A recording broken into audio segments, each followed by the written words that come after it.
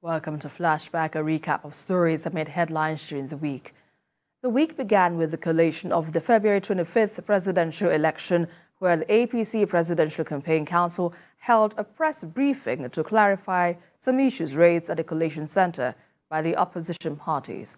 Advisor, Media and Communications, APC-PCC, Mr. Dele Alaki, said the party presidential candidate is the avatar of democracy, regardless of the result from Lagos State.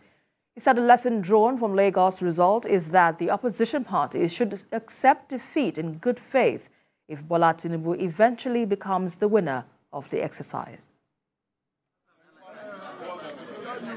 Those who are bellyaching all around, issuing threats that if they do not win, there will be fire and brimstone and all that. I ask you, how many of them were in the barricades fighting for this democracy? They were not there. So they do not appreciate democracy. They do not understand the dynamics and nuances and the convention of democracy. So they have no stake in this democracy. That's why they can say there will be fire and brimstone. In fact, some obedience have been calling for the return of the military if they are not declared the winner of this election. And that is very, very sad. That will show you that these are not Democrats. And I repeat, because they never took part in the democratic struggle, they never acted in deepening and sustaining this democracy. Also on Monday, the presidential candidate of the All Progressives Congress, Bola Tinubu, now the president-elect of the Federal Republic of Nigeria, appealed to the people of Lagos State to be calm and eschew any act that can lead to a breakdown of law and order. In a statement released on Monday, the Presidential Campaign Council, signed by the Director of Media and Publicity, Bayo Ononuga, said Asiwaju Tinubu expressed serious concern over reports of violence in parts of the state, especially reported attacks of some traders of Igbo origin. Asiwaju Tinubu said the outcome of the presidential election in Lagos, where Labour Party won, shouldn't be a source of provocation, adding that the beauty of democracy is that people have a right to vote for the candidate of their choice. And on Tuesday, former governor of Ekiti State, Ayodele Fayose, said that whoever wins the presidential election should rally all parties to work together. Mr. Fayose said this on TVC News' special program, Decision 2023, where he was reacting to the comments of the former president, Olusegun Obasanjo, on the electoral process. Baba Obasanjo should retire very well. Somebody asked me, is anything, why do I think Obasanjo is doing like this? My mom is 83. My mom, every human being, when you are aging, you will be aging everywhere. Lot is, Obasanjo too is aging. Sometimes when Obasanjo takes things, speaks, we should not take him. He's a good man. He was a good man as president. Don't let us just consider those things as serious. Old people, they just talk. Sometimes, how or not, will an election be less than 24 hours, you are reading paper. To tell you what, if I were Obasanjo, I would be at home. I would just be playing with my great-grandchildren. I won't be doing all this. Ayodele Fayose concluded by commending the presidential candidate of the APC, Asiwaju Bola Tinubu, as a leader who has raised many people. Let me call it openly, without apologies, commend Asiwaju Ahmed Bola Tinubu. Let me commend him publicly. Some have said I'm in APC. I don't care. I can be anywhere. But in the instance case, I've said this severally. I didn't hide it since when I was in office. Asiwaju Ahmed Bola Tinubu raised so many Yoruba people. I don't want to talk about other regions. Asiwaju Bola Ahmed provided a cover for so many. And he was so betrayed too. That's another story. But do we cut his head? Is it an option to cut his head off? No. I am not a member of his party. But I shall continue to appreciate him because most people are not with Awolowo, but they continue to appreciate the little Awolowo left for us. You understand? he has paid his dues. If it's in God's will that he will be president of Nigeria, during the primaries, I wrote a letter to him just before the primaries. I told him, don't allow them to kill you. I wrote a letter to him. And I'm telling you again, if it's in God's will that he will be president of Nigeria, nothing shall stop it. And the federal government also cautioned the former president against truncating the general elections with what it described as his inciting, self-serving and provocative letter on the elections.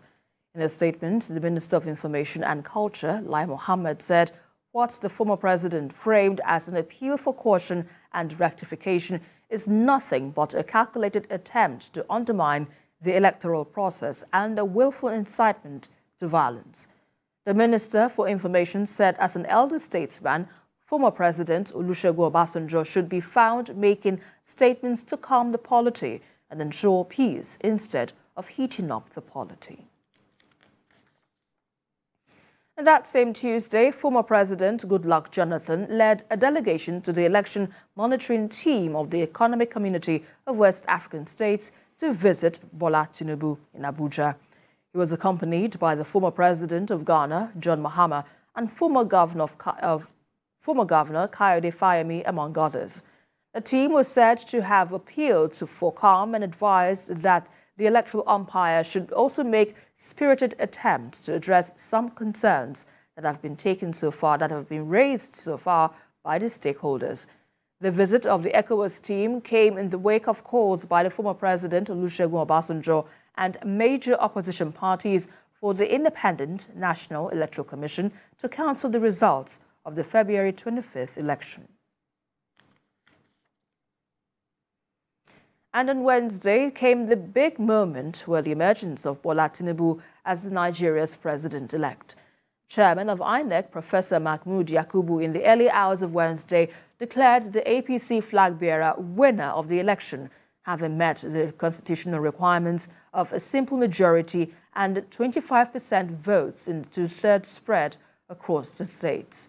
Asiwaju Tinubu's polled a total of 8,794,726 votes to defeat his closest rival, the PDP candidate Atiku Abubakar, who scored a total of 6,984,520 votes. That same day, the chairman of INEC, Mahmood Yakubu, presented certificates of return to the president-elect, Bola Tinubu, and his vice, Kashim Shettima, after emerging victorious at the presidential election. Dignitaries at the presentation of certificates to the president-elect say they are confident of the administration of Bola Tinubu in tackling the challenges facing the country. The International Conference Center once again played host to the multitude of party supporters and chieftains to witness historic events, the presentation of certificates of return to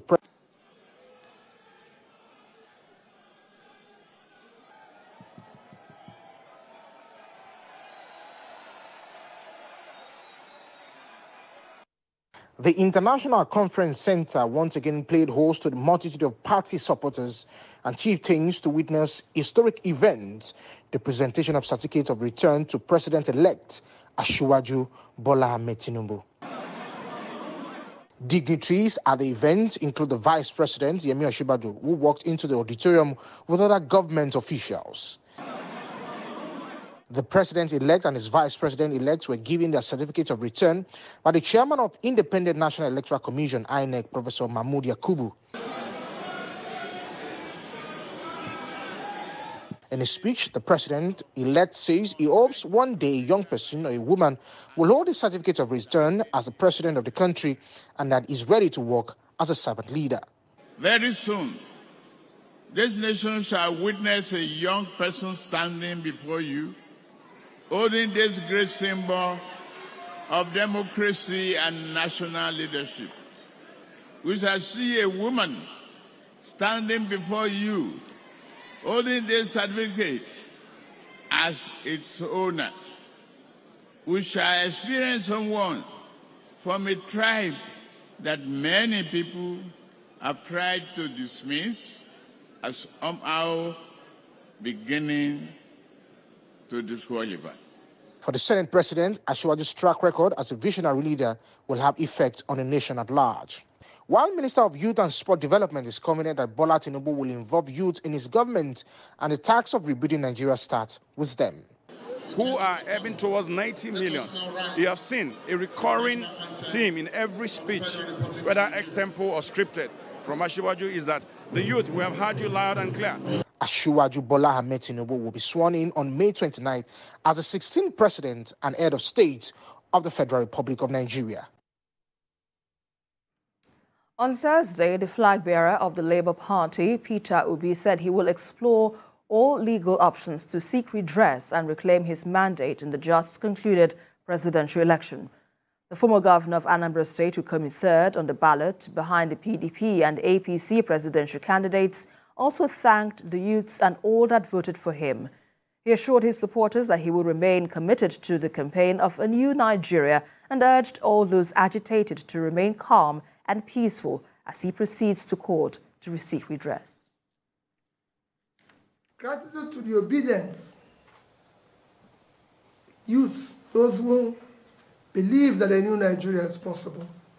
And I say to them that a new Nigeria is possible, and we'll work for that new Nigeria that is possible. Their resilience, their hard work for a new Nigeria should not be waned. Daddy and I remain committed to that new Nigeria. The presidential candidate of the People's Democratic Party, Atiku Abubakar, spoke for the first time on Thursday after his defeat at the ballot. The PDP candidate said he isn't impressed with the performance of the Independent National Electoral Commission and outrightly rejects the result of the poll. He said the process, which he believed was faulty, must be challenged. I have come to the conclusion that the processes and outcome of the presidential and National Assembly elections of last Saturday was grossly flawed in every material particular, and as such must be challenged by all of us. I know that Nigerians, especially the youth, are traumatized by the developments. But I want to urge them to conduct themselves peacefully. Like I have done over the years, I assure you that I will commit the rest of my life in ensuring that true democracy, which affirms the supremacy of your votes and your will take firm footing and guarantee a stable, prosperous, and peaceful Nigeria.